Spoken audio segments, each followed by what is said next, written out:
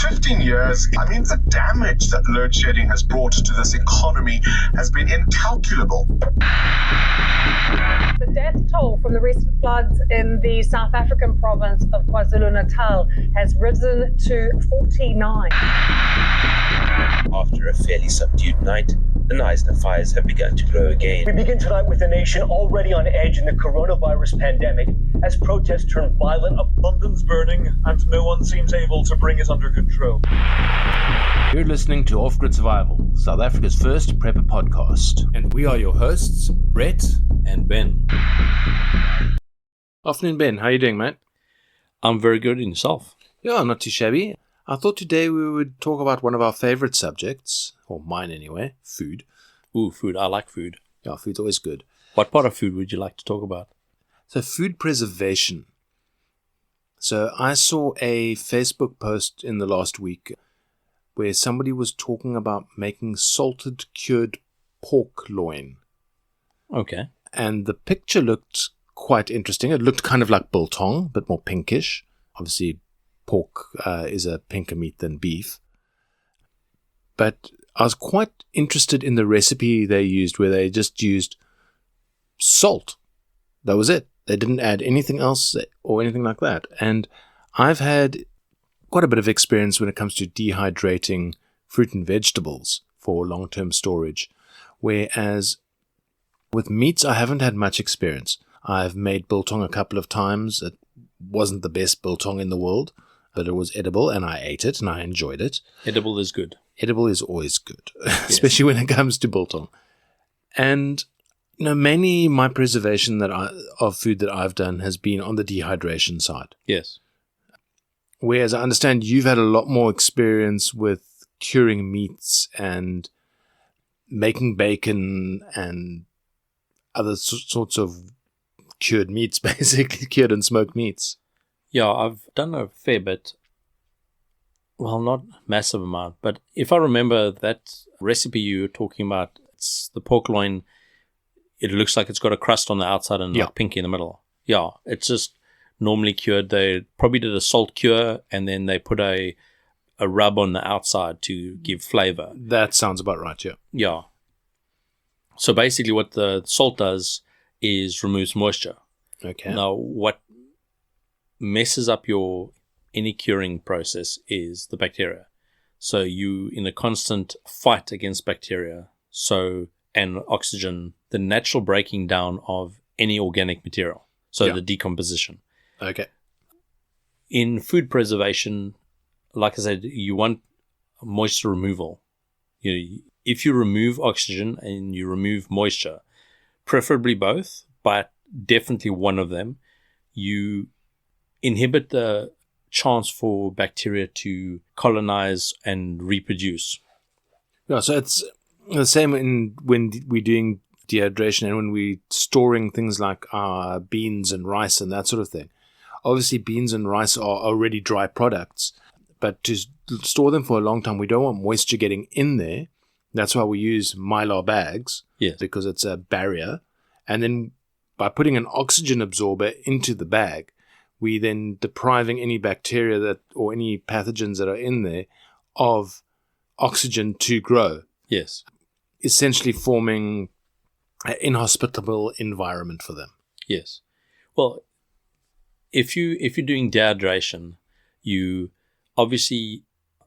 know more about. So sometimes what you'll do is you'll blanch the thing it basically kills any bacteria on it. You put in boiling water, and it breaks down the cell structure slightly, and then you dehydrate it.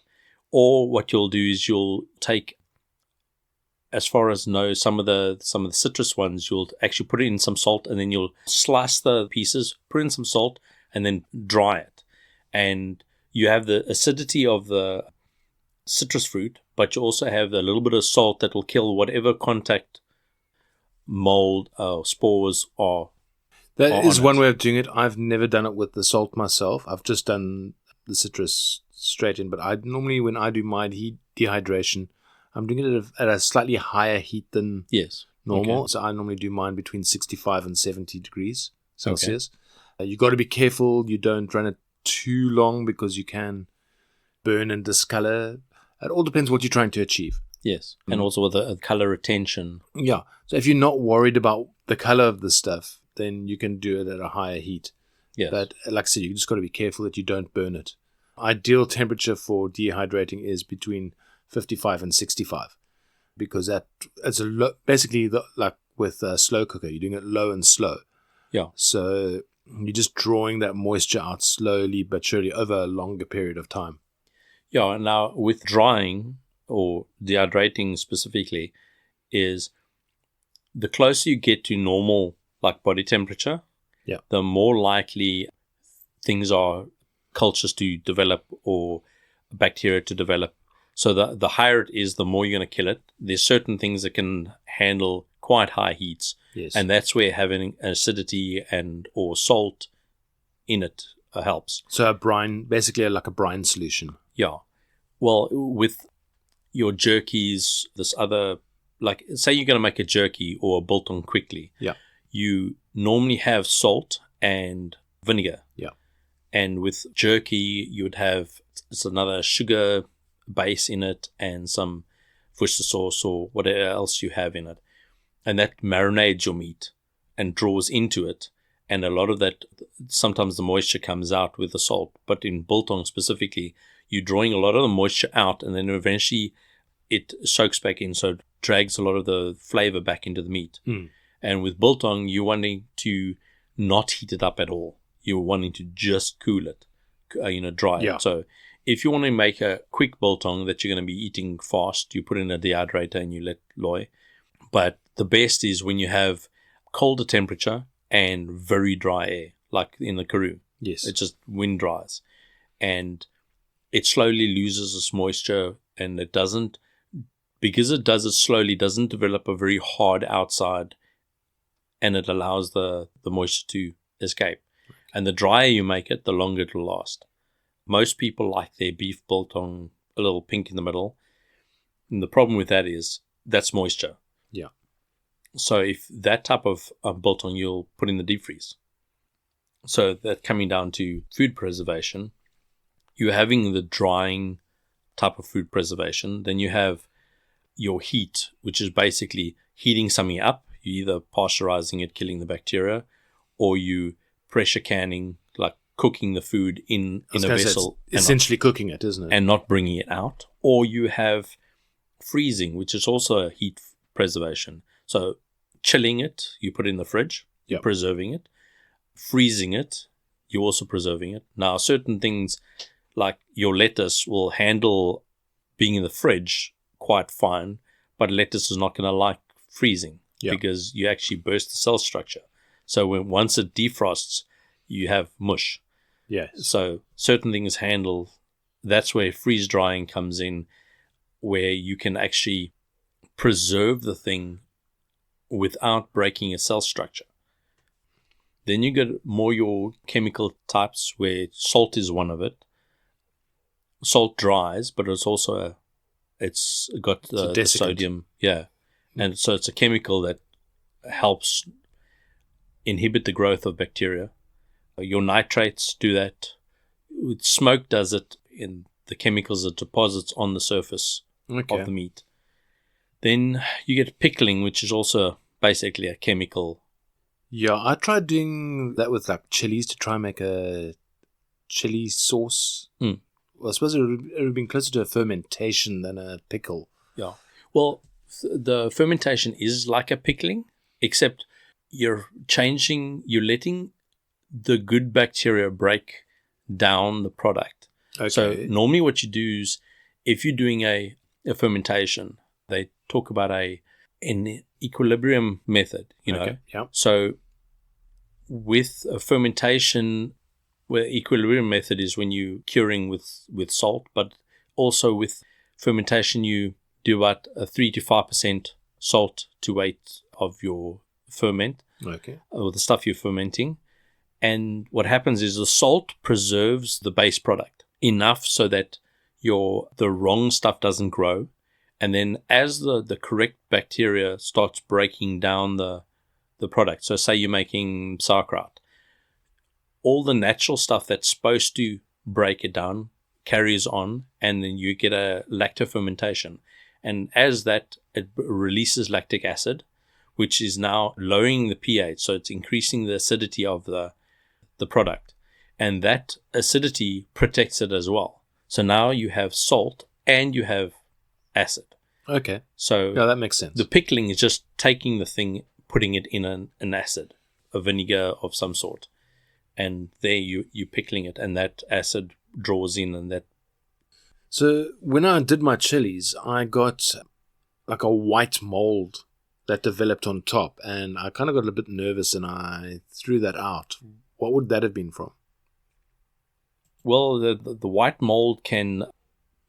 There's a few things that it can come from, but yeah, one of the things they reckon white mold is from is basically if you get it on your salami or your miso or stuff like that. Yeah, it's fine. And a blue mold is generally like a penicillin, but they so reckon we can make our own drugs.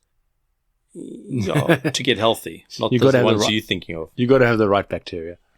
So, black, grey, and orange and pink mold, they reckon just hoy it. Yeah, Get dude, rid of it. If I saw something with pink or orange mold on it, there's no way that's coming near me. Well, how many times have you had cheese? And you get the cheese and it's got a little bit of a white mold on it or a blue mold. I mean, blue cheese has got blue mold Blue on mold, it. yeah. And it's like, fine. Yeah. You can cut it off if you don't like the flavor. Normally, I just eat it. Okay. But if it starts going weird colors or black or grey, Yeah, like your bread molds and stuff like that, those are a bit dodgy. yeah, I don't like the furriness. It's again, it all depends. And also, like your ferment, is the mold all the way through it? Yeah. Okay, or is it just on the surface? If it's just on the surface, normally what happens is you got a bit too much oxygen in, or there was too much headspace in your fermentation jar. I think that's what happened with mine. There was quite a big gap between the lid and the... Yeah. So I didn't put enough brine solution in it. Put brining solution. Also make sure that all your chilies that you were making are submerged. Okay. So oftentimes I'll use fermentation weights, which are basically glass weights. Okay. And so you just press everything down. What I've done with making kimchi or with making sauerkraut is putting everything in a vacuum pack bag and weighing the cabbage and putting my salt in and then vacuum packing it. So that you're removing all the air out of the bag. Yeah. And then the salt starts to draw the moisture out the cabbage, and that starts to ferment. And then as it ferments, obviously you have the acid build up in there from the lactic acid, but also whatever CO2, the gas is released as it breaks down. So between the CO2, so it's no oxygen, and the acid and the salt, you have nothing that grows in there. Okay. It just can't. So you're doing this in a Ziploc bag? No, vacuum bag. In a vacuum bag. So Yeah. you're not doing it in a jar or anything like that? Well, you can do it in a jar, but then you have the thing of you have to submerge everything.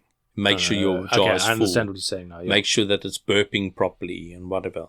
A bag that has been vacuumed, it's got a lot of extra space in there. So as it blows up from the gas, it's not going to pop.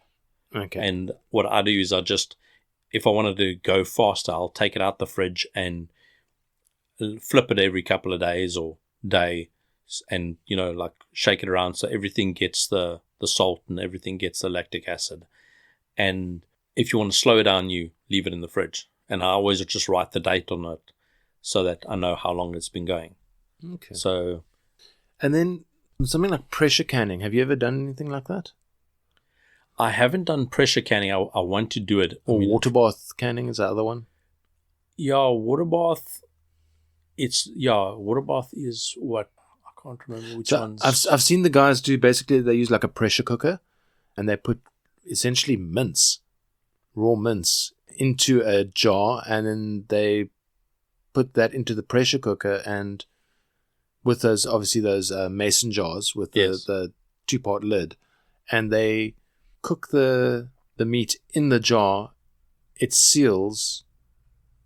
I don't know if they put the lid on before or after. I'm not actually 100% sure. What you do is you put your lid on, okay, that's got the threaded ring. Yeah.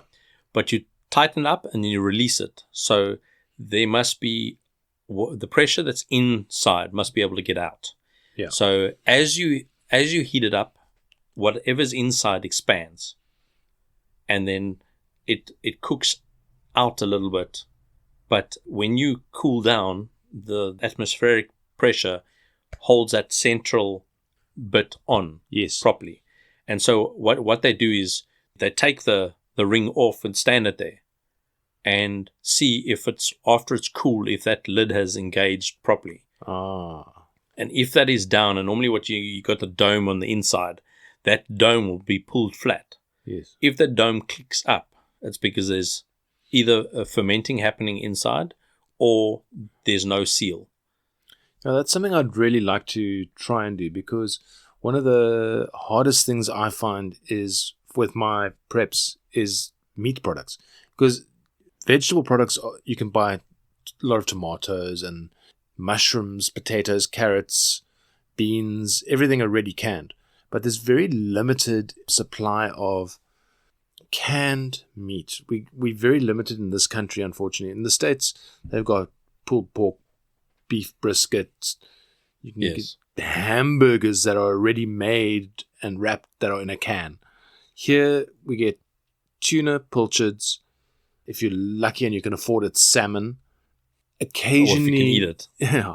Very occasionally you get canned chicken, which I quite enjoy, I'll be honest. And then you've got your normal bully beefs and that sort of thing. Bull Brands recently brought out the new flavored mince dishes that they do. Okay. There's 4 different flavors in that. I think it's a bolognese, savory, curry, and chili flavor. I've tried the savory one and it was pretty good. I would eat that on a regular basis. But it's nice to have something different to bully beef in my store. But I would love to get other products that I could store long term. I'm just really nervous about doing meat products. So if I could do my own pulled pork or, my own type of bolognese as well, where I know it's 100% beef, it doesn't have any soy in it or anything like that. Yes. From a protein point of view. And these guys say that the stuff can store for 5 to 10 years. Yeah. Well, it depends how you do it. I've seen guys pressure can chicken, and the most I've seen them do is they'll take chicken legs, say for argument's sake, or something, and make sure the can is big enough to put it in. And then they just braise the outside, hot and heavy, so like you normally brown stuff. Yep.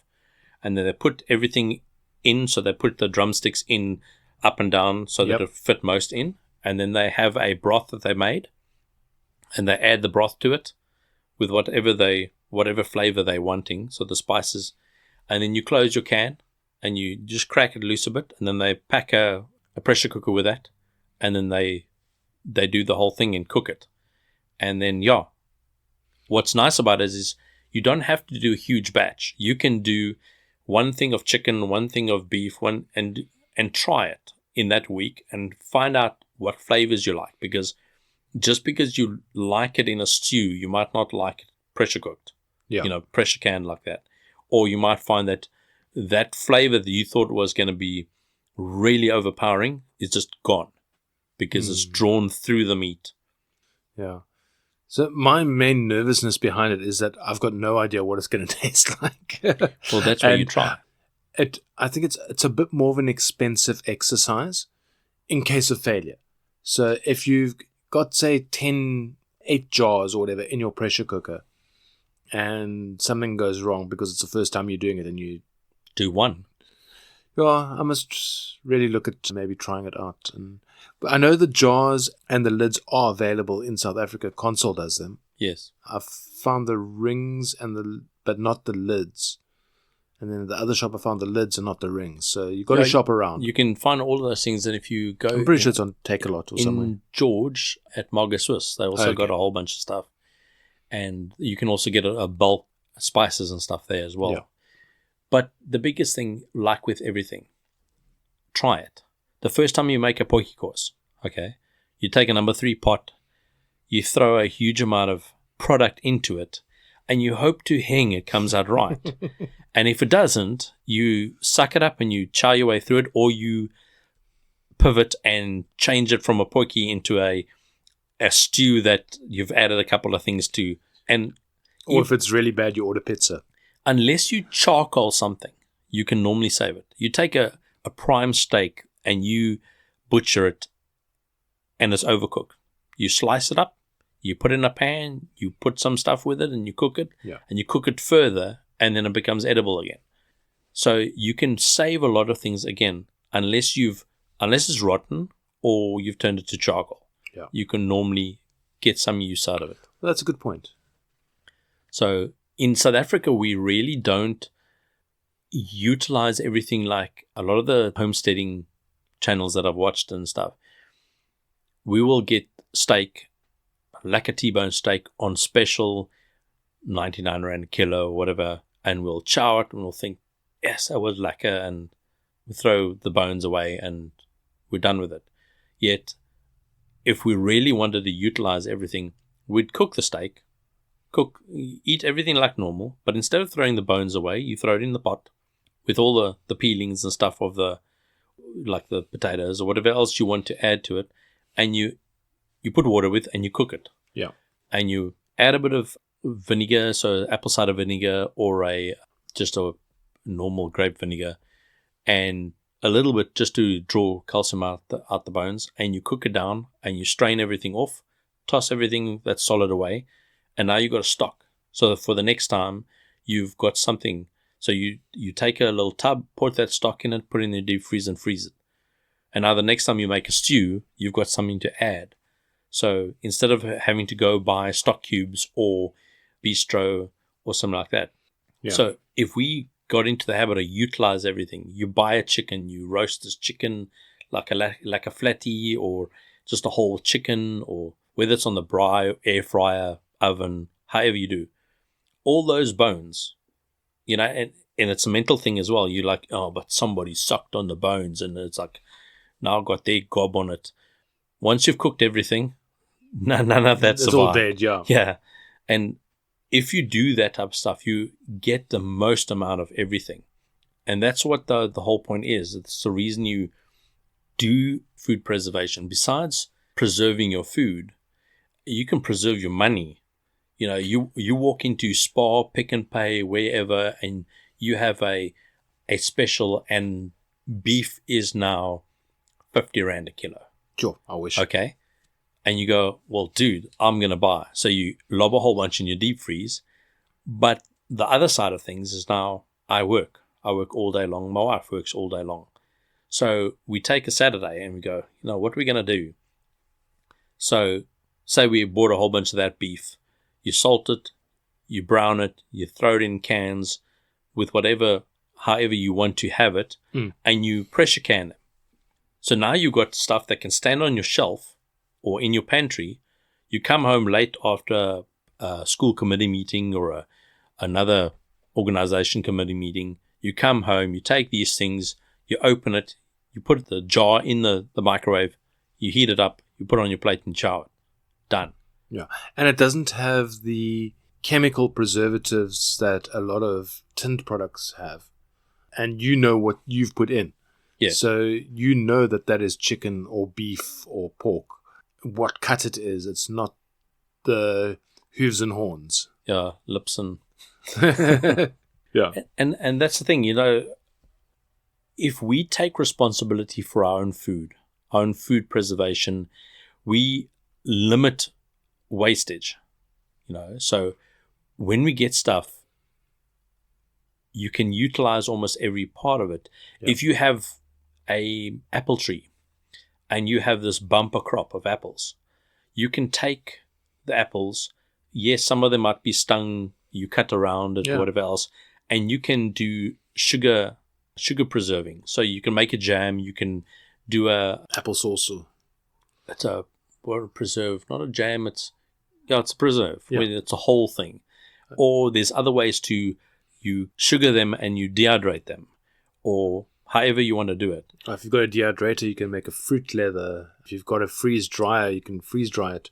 If you're canning it, you can make applesauce, or Yeah, preserved apple pieces. Yeah, there's so many different things you can do. And that's the thing. It's now, instead of just leaving the apples on the tree and giving them to all your mates till everybody's sick of apples, you can do a few different types of preserving. So you've now got jam for your bread. You've got a preserve that you can put in stuff. You've got apple flavored booze. If you're making an alcohol, apple cider vinegar, apple cider. You can do a lot of things with that one product that gives you different flavors. And also, everybody wants to freeze. Now, I don't know how nice it tastes, but frozen, there was the word. Frozen apples, I don't think taste great once they're defrosted. They go grainy, yeah. But now, if you take that apple and you cook it, put a couple of raisins with it, cook it up so it becomes a mush. Now you've made a base for either to put on your food or just like a jam or apple pie or something like that. Yeah. And because it's cooked, it's not going to come out gross. Yeah. With a lot of food preservation, people have a problem with chemicals. Yeah. They got nitrates are all bad for you, yet it's a natural product. It's a natural thing. Salt is also a chemical. The chemicals left from smoking. All of these type of things are ways of preserving using a chemical. And some people, like with nitrates, we've learned that adding nitrites to it is a faster way of preserving. But nitrates, you add it to it, and over time it becomes a nitrate. So, and that's where a lot of the problem people have with the nitrates. There's a higher chance of, it's carcinogenic and stuff. It's because people will use the wrong cure and not allow a thing to cure long enough. So the one type of cure that you can add, it's nitrates, is normally meant for salamis and stuff that are going to ferment for a while. You add a different cure to something that you're going to ferment or cure for a week or two. And the problem comes if there's still nitrates in it and you cook it at too high a temperature, it can become carcinogenic. Okay. And that creates a problem. And like I said earlier, I've done very little with regard to meats before. But I know you've made your own bacon and you've done quite a bit of that. So how would a person starting out, what would you recommend that they start out with when it comes to maybe learning how to cure meats? Something simple like this pork recipe we were talking about earlier? Or is there some other thing you would try? The simplest thing, being South African, biltong. Okay. My brother made biltong in the UK when he was working over there many years ago. He took a box, he cut 2 holes in it and put a light bulb in it. And the light bulb dries the air. It's not for the heat. But what it does is it does create heat, but it was the old incandescent bulbs. Yeah. And so as the bulb heats the air rises and goes out the hole at the top, draws cold air in from the bottom and creates circulation to get rid of moisture. Because that's the biggest thing. You want to get rid of moisture. And so basically he had a stick through the box, hung his biltong in, and it took him, I think, a week or two, and his biltong was dry. Yeah. So you can use fans, you can use all types of things, but that's basically it. It's almost foolproof. And there's enough videos, even the Americans are doing biltong videos. Two guys in the cooler is one channel, and he's got a very nice biltong recipe, and he makes it correctly. He doesn't heat the stuff up. There's a lot of jerky videos. The guys actually cook the... Yeah, so when everything I've seen when it comes to from using a dehydrator for meat preservation, they also... you've got to get it above 75 degrees to kill any parasites that might be in the meat. So they're very worried about parasites. That's why they dry the stuff till it's like bark and you can snap it. Well, the jerky that they used to do is that salt was not an easy to come by thing, you know. So they cut the meat very, very thin. So you take the muscle and you keep cutting it round and make basically a tape. And then You hang it and then light a little fire and smoke it. But the smoke wasn't for curing the meat. The heat of the fire dried the air out, which was drying the meat. The smoke was to keep the insects away. So you'd have a little canopy above trapping the smoke in the area. Okay. So it would be a smoky taste. Yeah. But that wasn't the primary. It wasn't a smoke cure. And so you had to dry it properly because there wasn't any salt in it. Now, if you took that same meat, you shoved it in salt, you wouldn't need to go through the whole smoking. thing of, because you'd be drawing the moisture out with salt. Prosciutto is made like that. The other hams are made like that you actually shove it in. And that's when you have an excess of salt. The one lot of bacon I made was, they call it shelf-stable bacon. You keep adding salt till no more moisture comes out of it.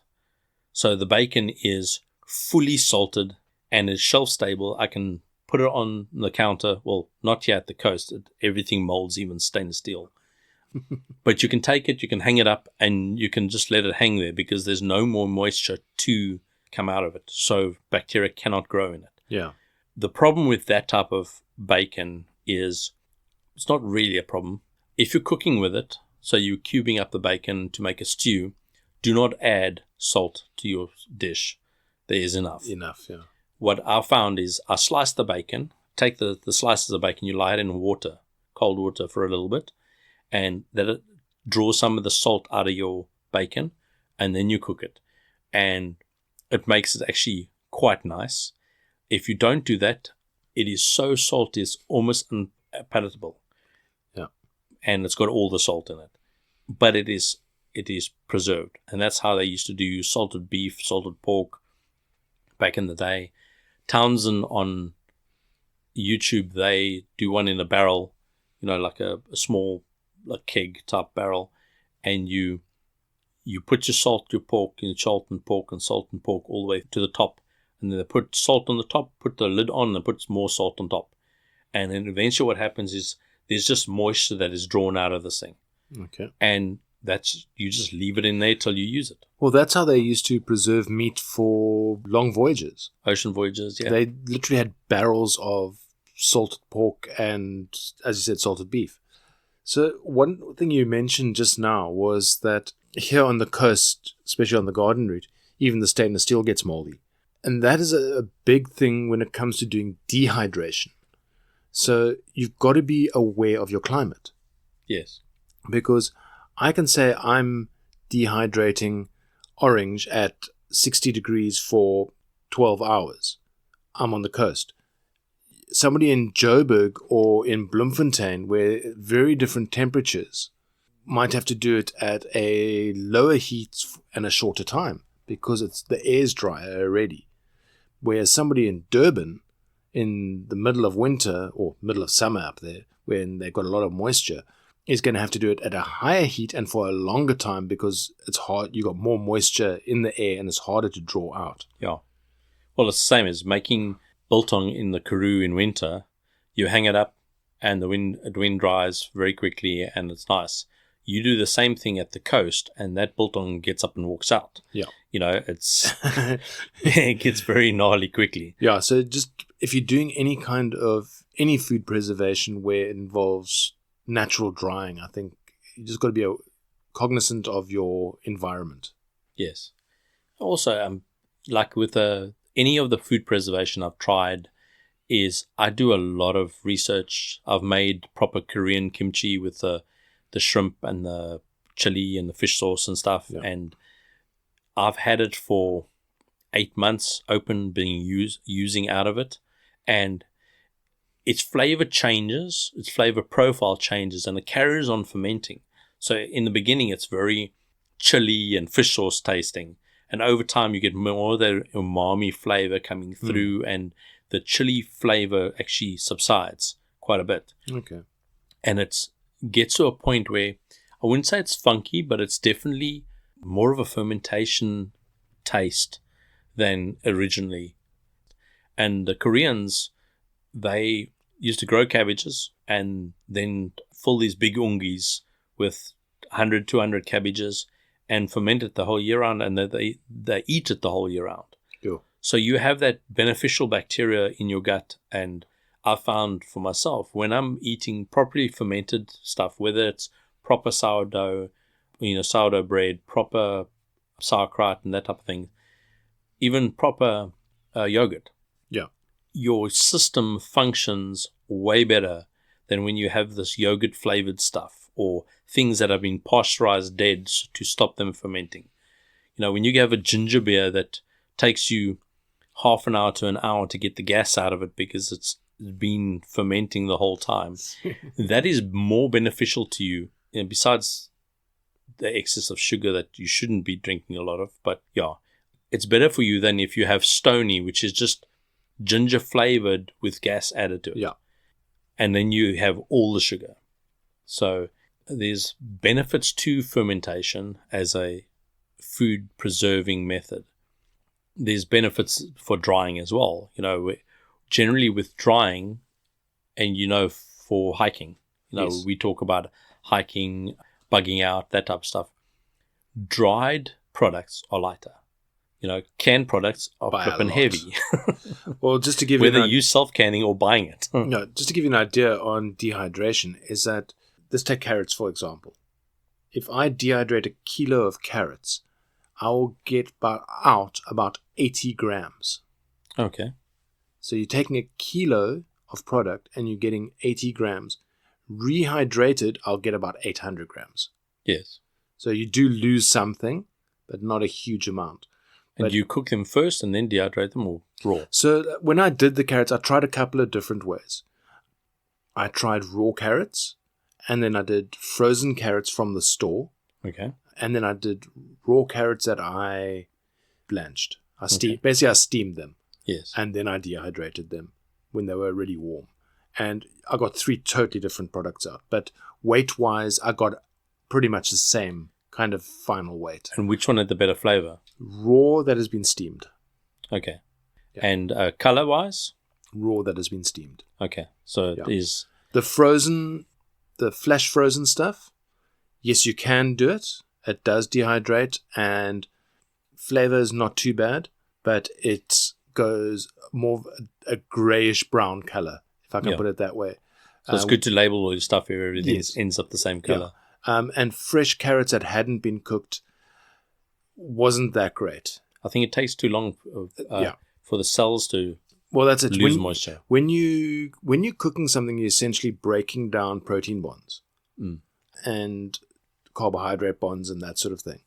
So by giving it even a steam where that process is starting already, and then you go into your dehydration, that just helps the release of moisture a lot faster. Okay. Yeah, and a lot of with food preservation, like I was saying before, every one of us uses a fridge. Every one of us uses a freezer. Yeah. So we used to that type of food preservation. But other than that, we don't do a huge amount unless we make jams. If you've never tried it, you can try it. My dad's made jam out of I don't know, it's like a succulent in the Karoo somewhere or around here as well. Okay. It's the flower of the succulent. It makes like a fruit, and he's made jam out of that. Okay. And so basically using this Like sugar, a prickly pear almost. No, it's a little succulent. It's got a leaf, looks like a triangular shape. Sour fig. Yeah, Wild fig. Or Cedarfay or Cedarfay, yeah. And now using sugar for that is awesome. But now, how do you get the sugar? Well, that's the other question. So in the environment we're in at the moment, where we can go to the shop and buy sugar, it's great if we can do that kind of preservation. Yes. But once you get into a situation, once a zombie apocalypse happens and there are no shops anymore and you can't get things like sugar, then that becomes a luxury item. Things like jams and stuff will become luxury items. So knowing how to get stuff is also knowledge. I watched, I think it was Cody used sugar beets to get sugar out of. That's how you make vodka. Well, yes, most things are. How you make vodka. At the coast, it's easy to get salt, obviously. Yeah. So if we had ways to do sugar, we could get fruit if we had excess fruit or that type of stuff. We'd have to try that to see how good it works. Well, I saw something the other day that the highest saturation of fructose sugars in fruit, the highest fruit that's got that, is dates. Okay. They've got an incredibly high sugar content. And that you can actually buy date palm sugar. Yes.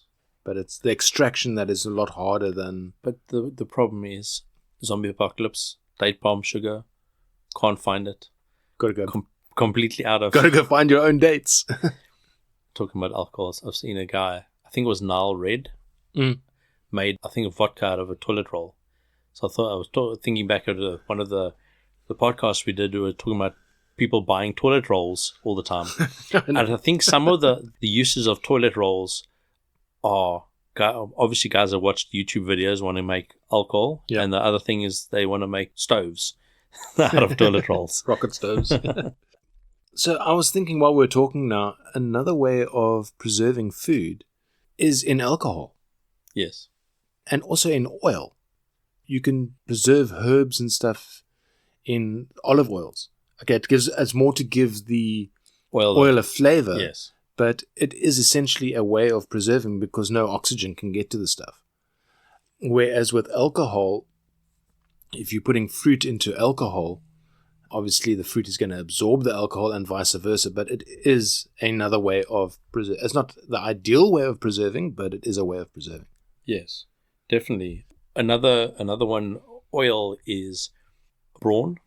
You know, the meat cooked down and basically it's preserved in like a gel fat. Yeah. Pemmican is another one. That's something I still want to try and make. That's also preserved in the dry products absorb the rendered fat. The rendered fat, yeah. And that solidifies and that makes and that's preserved for a long time. Some of the people are like 20 years or something like that. Yeah. I don't think anything would last that long if you're hungry. You know. Well, that's it, yeah. So, yeah, with using oils and fats, they have ways of preserving. You know, they do preserve the dry product that the fat absorbs into. Obviously, you can have like if there's any moisture in it, you can have the fat or oils become rancid, which isn't ideal. The oils, like you said, you can flavor them, which makes it nicer to add that. So say you want rosemary. So instead of keeping dried rosemary or fresh rosemary, you can either make a tincture with alcohol or you can put it in the oil and you can infuse that flavor into the oil so that you can still have your rosemary flavored steak, but without having to have fresh rosemary. And something like a high quality virgin olive oil will last a long time if it stays sealed. It's not going to go off whereas other oils don't last as long. Yeah, as long as your oil is like proper olive oil and stuff, they are normally in a dark bottle to stop light entering because the light will mess with your oil. Yeah. Well, that should go with any of your food preps. To keep them in a cool, dark place is always best. Yes. And alcohol is another thing to preserve some of your stuff, to make certain medicines or things that will help with teeth, you know, like clove oil, and you can use a little bit of cloves in alcohol and make something that you can rinse your mouth with, help with gum pain. But there's a lot of different ways to do stuff, and ultimately you have a lot of beneficial stuff that you can utilize preserving your food for. But for us, prep is nice. Thinking about the zombie apocalypse is nice. But for the biggest advantage to us now, at present time, is reduce wastage, which saves money. Yeah. Preserving when things are on special saves money. And it's for use now. It's for now, for next week, for the week after next. So that when you have the specials, like if you have a big deep freeze, and you can go buy a sheep at 20 Rand a kilo, but you have to take a whole sheep, or you have to take 3 sheep. Yes. Okay. You buy those sheep, stick in your deep freeze, you can use them over time. Yeah. Instead of paying 100, 200, 150 Rand a kilo for lamb. And if you know how to do pressure canning, you can store it for even longer. Yeah. And it just takes a bit of effort on your part to actually learn the techniques and go out and get the equipment and do it. Of course. And being able to do stuff ahead of time. So if you and your wife work and you don't have a huge amount of time in the evening, you cook ahead of time. So you can either cook it, put in a vessel and freeze it, which means you have to defrost it, or you can look at canning it. And then you can basically take it out. It is in its non-frozen form. You put it in the microwave and it's done and you eat it. And if we as a society get into the habit of utilizing all the food or utilizing everything of the food that we buy and not wasting it, not leaving it in the fridge. I know we do it often, unfortunately. We'll buy stuff.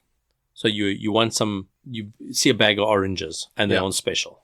Now you clap half a bag of oranges. And then you get gatvol. Yes. And then the rest just starts to go off. Yeah. And now if you made a liqueur or you made a jam or a marmalade or dried it or whatever else, you know, if you take the rinds out and you dry them out and you make what they call almost like a powder, so you can make a cordial with it. Yeah. These are all things that you can utilize later, but it's only when we get into that mindset of the preparedness mindset is one of saving money, saving the environment. The more we utilize all of a cow, less impact the cow makes on the environment. Whereas if you only use half a cow, you need 2 cows to get the same nourishment because the rest goes to waste. But just to touch on something you said just now, in the modern age, like if you look at our great-grandparents, they didn't have fridges. The stuff that we're talking about now, about canning, about dehydrating, about using their whole animal and that sort of thing, that was common practice not even 100 years ago. Yeah. We've lost a lot of knowledge because of convenience. Yes, we live in a healthier society, but there's still stuff that is beneficial to us that we have just, for convenience sake, we no longer practice. But do we live in a healthier society, or do we just have drugs that make us look healthier?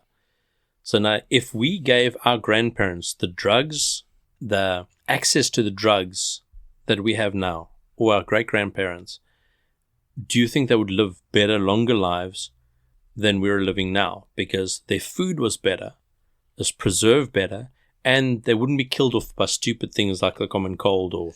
Well, that when I talk about that, that's what I'm talking about. It's the diseases and stuff we've now learned how to combat. Yeah. But yeah, from a food point of view, they were definitely eating better than us. Yeah, our food is way, way weaker than our grandparents, you know. And I've seen a few channels where the guys are looking at restoring the land, using, in America, bison instead of cattle, because the cattle flatten and harden the ground where the bison's hooves poke holes in it, and that type of thing, restoring topsoil. And if we do that, the more love you put into your garden at home, your cow, your lamb, your chicken, the more love you put into it, the more benefits you're going to reap from it. Your chicken's eggs are going to be better. The chickens are going to taste better because you've put time and effort into what they eat, their life.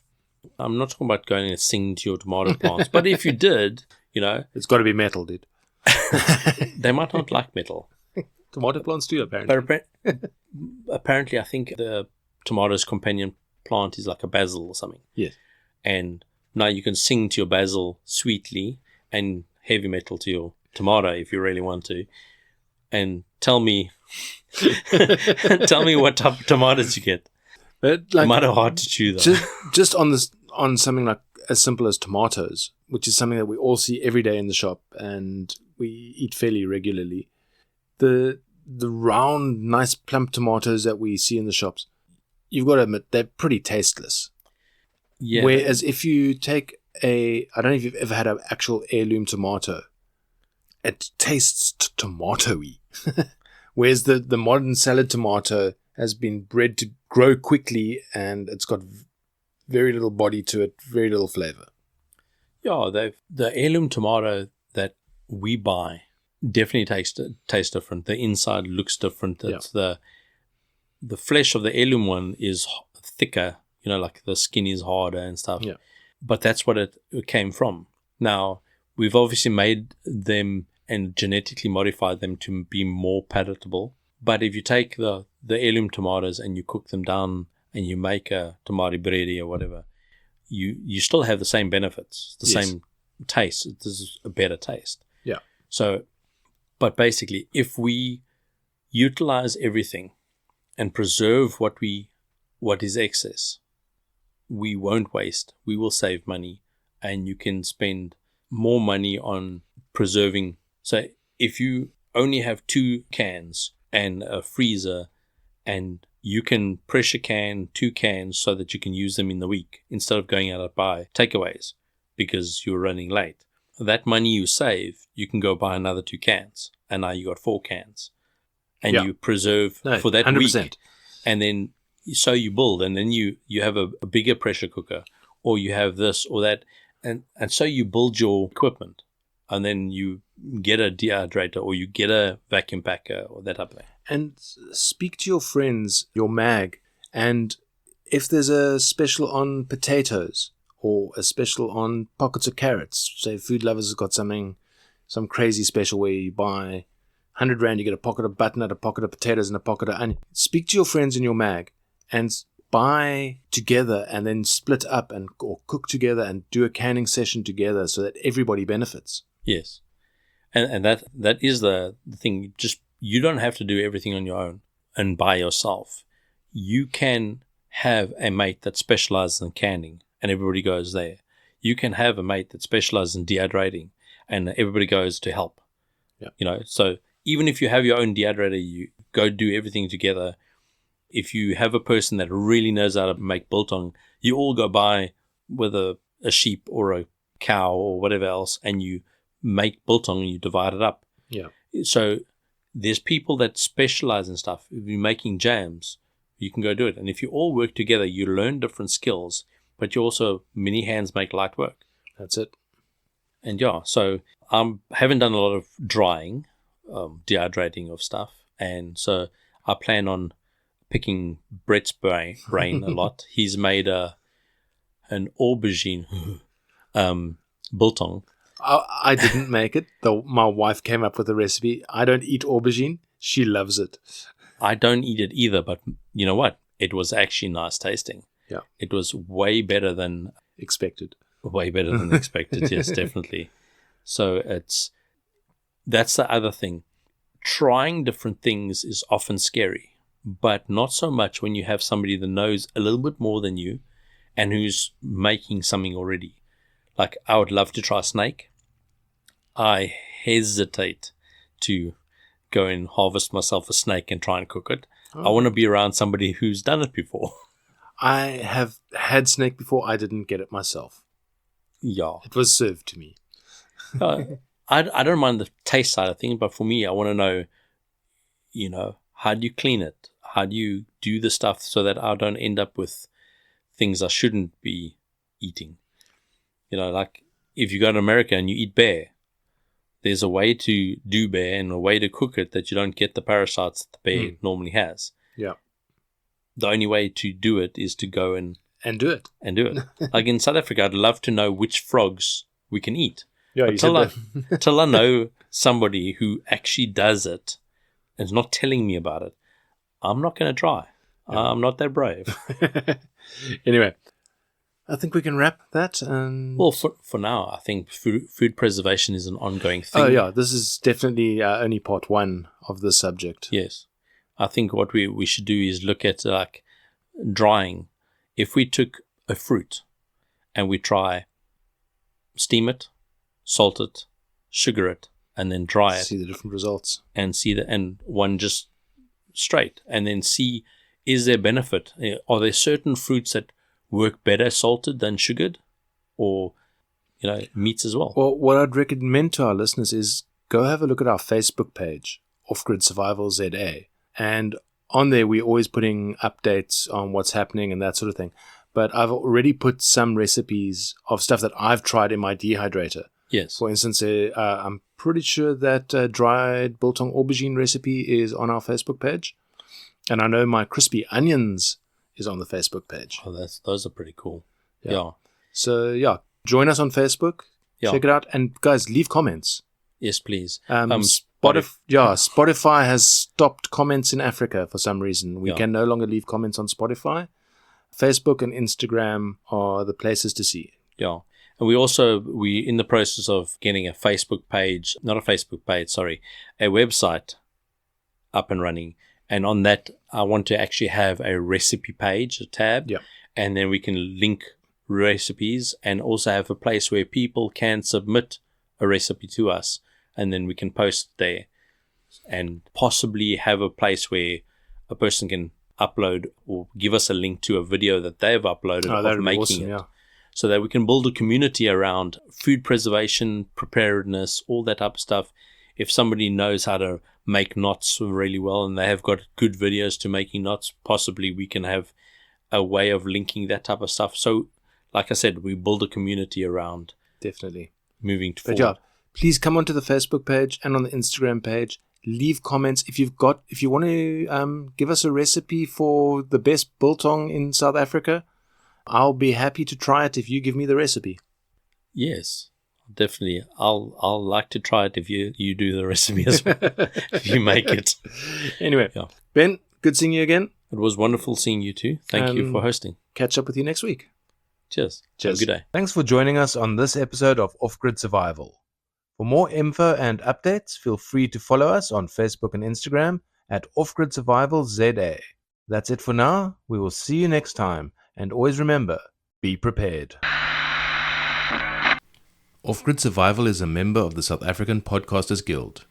The views expressed on this podcast are those of the speakers and may not reflect OGS Media or the Guild's views. We aim for accuracy but cannot guarantee it. Please verify information independently.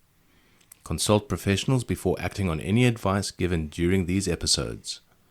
By listening, you acknowledge that we are not responsible for any damages resulting from reliance on our content.